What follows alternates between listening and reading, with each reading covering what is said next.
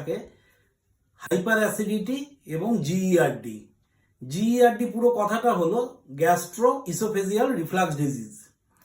আমরা খুব সহজ কথা আমি আপনাদের বলি, আমরা ধরুন কোনো বিয়ে বাড়িতে খেলাম কি কোনো রেস্টুরেন্টে গিয়ে খেলাম কিংবা বাড়িতেই ধরুন একটু খাবারটা এদিক ওদিক হয়ে গেল, আমাদের হঠাৎ করে দেখবেন টক ঢেকুর ওঠা, গলা বুক এই পোর্শনে একটু জ্বালা করা, গলার এখানটাতে কিছু একটু আটকে আছে মনে হয়, এবং তারপরেই সেটা আস্তে আস্তে দেখবেন হঠাৎ করে পেটে ব্যথা শুরু হয় এবং পেটের এই জায়গাটাতে উপরে ঠিক এইখানটাতে এপিগ্যাস্ট্রিক রিজিয়ন এইখানটাতে আমাদের হঠাৎ করে ব্যথা শুরু হয় এবং সেইটা অনেক ক্ষেত্রে এত বেশি রকম হয়ে থাকে ব্যথা যে যার জন্য মানুষ কিন্তু খুব অস্থির হয়ে পড়ে।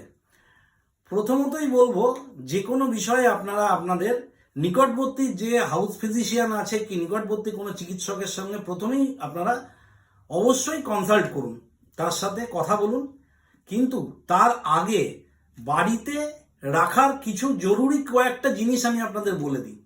এটা আপনাদের মাঝরাতেও হতে পারে। এবারে মাঝরাতে বাই চান্স কোনো আপনি ডাক্তারবাবুদের পাচ্ছেন না, সেই ক্ষেত্রে আপনি কি করবেন, বাড়িতে ফার্স্ট একটা লিকুইড একটা অ্যান্টাসিড রাখুন বা অ্যানেস্থেটিক অ্যান্টাসিড রাখুন।